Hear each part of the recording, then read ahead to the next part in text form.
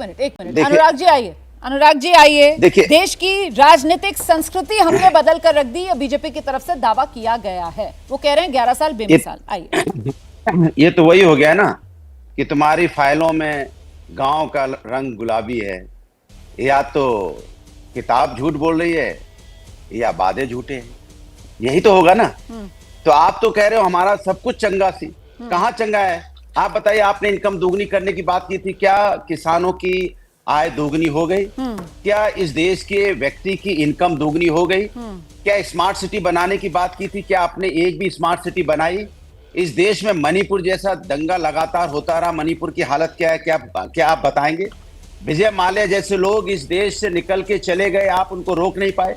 Corona में oxygen की कमी से लोगों की सांसें रुक गई। 80 करोड़ लोगों को आपने यहाँ पे लाइन में लगा दिया, 5 किलो चावल 5 किलो आटा में। बताइए आप, आपकी विदेश नीति क्या हुआ सबको पता है। 4 लाख पद अभी भी केंद्र के खाली पड़े, उसके बारे में आपने नहीं बताया। डीजल पेट्रोल की कीमत 2014 में क्या थी, अब क्या थी? 100 पार हो गई, जहां 65 हुआ करती थी। ग्लोबल हंगर स्ट्राइक में उसमें आपने बता दिया 127 में हम 105 नंबर पे हैं। नोटबंदी में आपने कहा था नोटबंदी कर रहे जिससे ब्लैक मनी खत्म हो जाएगी, आज भी ब्लैक मनी पाई जाती है। 200 करोड़ ब्लैक मनी मिलती है, इसके घर पे भी ब्लैक मनी बनती है। सरकार तोड़ना, सरकार गिराना, पार्टियां तोड़ना, नई पार्टी को प्रमोट करना, फिर कुछ भ्रष्टाचार बढ़ाना, ये आपकी अगर उपलब्धि है तो बिल्कुल सही। और भाषा की मर्यादा आपकी यहाँ गिरी, जो हिंदुस्तान की संस्कृति संस्कार है वो मर्यादा इतनी गिरी है तो शायद कभी गिरी नहीं होगी। इसके बारे में जवाब कौन देगा? आप इसके बारे में जवाब देने को तैयार ही नहीं है। महंगाई बेरोजगारी से तो कमर टूटी हुई है, किस बारे में आपने जवाब दिया? आप अपनी किताबों का जो होता है ना, फाइलों का रंग गुलाबी है, उसी में पढ़े जा रहे हो, गुलाबी है गुलाबी है गुलाबी। अरे सब वादे झूठे हैं। तो मतलब वो महंगाई के जो आंकड़े आ रहे हैं जो बताते हैं कि यूपीए के समय में तो डबल डिजिट में महंगाई पहुंच जाती थी, और अब तो महंगाई, जी मैं वही जानना चाह रही हूँ, आपको उन आंकड़ों पर भरोसा नहीं है? हाँ जी।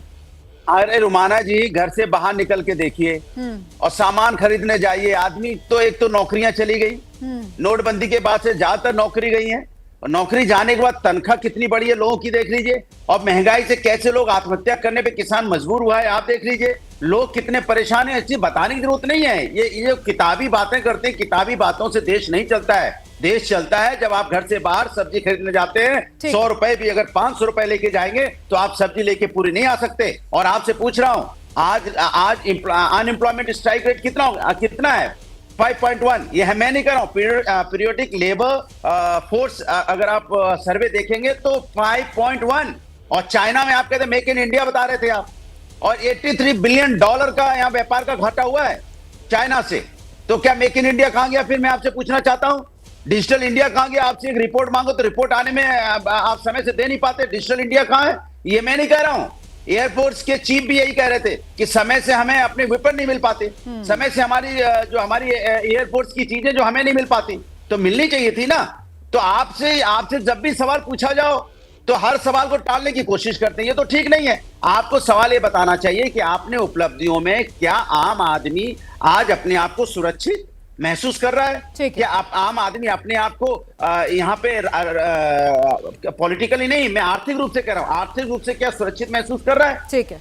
क्या भ्रष्टाचार नहीं बढ़ा, करप्शन नहीं बढ़ा, क्राइम नहीं बढ़ा, महिला अत्याचार नहीं बढ़ा? जब देखो तब महिला अत्याचार जितनी तेजी से बढ़ा, इसके पहले कभी था ही नहीं। अगर महिला अत्याचार में सवाल पूछ लेंगे तो अभी कहो आप जवाब नहीं दे पाओगे। एक से घटना गिना देंगे, चाहे दिल्ली की पहलवानों घटना हुई हो, चाहे आप यहाँ पे जिस तरह के पहलगांव में हमारे आतंकी घुसा है, हमारी 26 बहनों का सिंदूर उजड़ा, ये कौन है जिम्मेदार? इसका कौन था जिम्मेदार? आज तक नहीं बता पाए आप जिम्मेदार क्या। आखिर वो हमारे देश के अंदर आ कैसे गए थे? ये जिम्मेदारी भी तो आप ही बताएंगे ना, आपको पता चला लगेगा ना इंटेलिजेंस फेलियर कैसे हुआ। ठीक है, तो मजबूत फैसलों वाली जो सरकार है उस पर आपने सवाल उठा दिया है, और साथ ही साथ जो आर्थिक अनुशासन का सरकार दावा करती है उसको लेकर आप सवाल उठा रहे हैं यहाँ पर, क्योंकि दावे सरकार की तरफ से किए गए। मैं मलूक नगर जी का आरोप कर लेती हूँ। मलूक नगर जी बताइए ना, यहाँ पर ये जो बेरोजगारी वाले आंकड़े यहाँ पर विपक्षी दलों की तरफ से दिए जा रहे हैं, और जो विपक्षी दल सवाल सबसे बड़ा उठाते हैं, जो सरकार अपनी उपलब्धि गिनाती है कि साहब हम तो देखिए 80 करोड़ आबादी को देश की मुफ्त अनाज दे रहे हैं, और विपक्ष कहता है कि दरअसल ये तो सरकार की सबसे बड़ी विफलता है कि आपको 80 करोड़ लोगों के हाथ में आपने कटोरा थमा दिया है और वो मुफ्त अनाज जो है वो लेने के लिए लाइनों में लगे हुए हैं। सर, ये सरकार की कामयाबी है या सरकार की विफलता है? बताइए जरा। रमाना जी, हमारे साथी ने बहुत आराम से डिटेल में बात पूरी समझाई है, पर इसको हम बहुत सारे प्रश्न दोनों तरफ से पूछे गए हैं। मैं सारी चीजों का समावेश करके एक सीधी सी बात कह रहा हूं, बिल्कुल एकदम। कहिए। सुनने वाले लोग कंफ्यूज हो जाएंगे, इतनी सारी लंबी लिस्ट आ गई। देश दो तरीके से पहचाना जाता है जी। एक तो ये कि उसकी वर्ल्ड के पैमाने पे इकोनॉमी कैसी है। ठीक है। जो 2004 से 2014 तक की संसद में उस समय के प्रधानमंत्री मनमोहन सिंह जी का बयान था, 2040 तक हम देश की इकोनॉमी को चौथे स्थान पर लेके आएंगे। 2025 तक इस 11 साल की सरकार ने वो चौथे नंबर पे ले आए। जो आकलन था यूपीए की सरकार का, उससे 15 साल पहले लक्ष्य प्राप्त कर लिया। सही बात।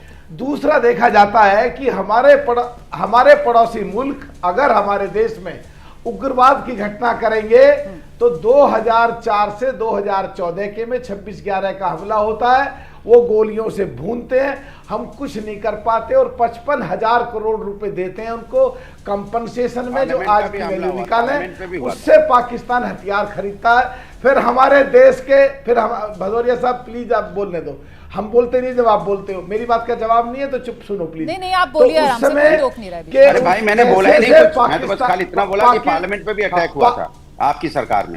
हाँ ठीक है ठीक है ठीक है। नागर साहब प्लीज अपनी बात रखिए आप। मुंह के अलावा कहीं से और से शब्द निकल गए जी। तो उस समय उस 55,000 करोड़ से पाकिस्तान ने आतंकवाद के लिए हथियार खरीदे और हमारे देश पे हमला करा। और आज की तारीख में हम अंदर घुस के मारते हैं और पाकिस्तान का प्रधानमंत्री पूरे वर्ल्ड के देशों में जाके रोता है और कटोरा लेकर के अरे सरदार जी रुक जाओ जरा यार, पूरा कटोरा लेके जाकर के पोज लेके बोलोगे तो समय कहां है दे इतना? दो हमें, ये लोन दे दो। नहीं कर रहे, पता नहीं क्या बोले जा रहे हो। हम भारत ने यहाँ पे हमारी हवाई पट्टी उड़ाई, यहाँ पे मारे, यहाँ पे ध्वस्त करे, यहाँ पे ध्वस्त करे। जरा मलूक नागर साहब को अपनी बात पूरी कर ली, उन्होंने किसी को टोका नहीं, गलत बात है। अनुराग भदौरिया जी नहीं मैं बता रहा हूँ, सेना ने घुस के मारा है। आइए लेकर आइए मलूक नागर जी, जल्दी से सर 30 सेकंड में अपनी बात पूरी कर लीजिए। फिर मैं राजीव रंजन जी के पास भी जा रही हूँ, हमारे साथ बाकी मेहमान भी इंतजार कर रहे हैं, राजीव जी भी इंतजार कर रहे हैं और प्रियंका भारती भी अपनी बारी का इंतजार कर रही है। रोमाना जी प्लीज मेरी बात को प्रार्थना के साथ ले। अगर ये इस तरह से करेंगे तो इन्हें बोलने नहीं दूंगा, मैं इनके बीच में कूदूंगा फिर जिस तरह ये कूद रहे हैं। नहीं सब चुप हो गए, सब आपकी बात सुन रहे हैं, अपनी बात रख लीजिए। आप भी किसी को डिस्टर्ब मत कीजिएगा, कोई आपको डिस्टर्ब नहीं करेगा।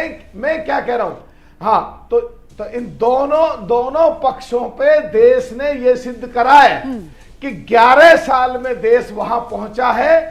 अगर ये लेजिस्लेचर सिस्टम जब शुरू हुआ 1913 में कलकत्ता में, जो दिसंबर 2020 और 2021 जनवरी में यहां पे आया, 47 से पहले 2013 से लेके आज 2025 तक अगर 11 साल को किसी को भी उठाएं तो दोनों पक्षों पे इतनी तरक्की देश ने कभी नहीं करी।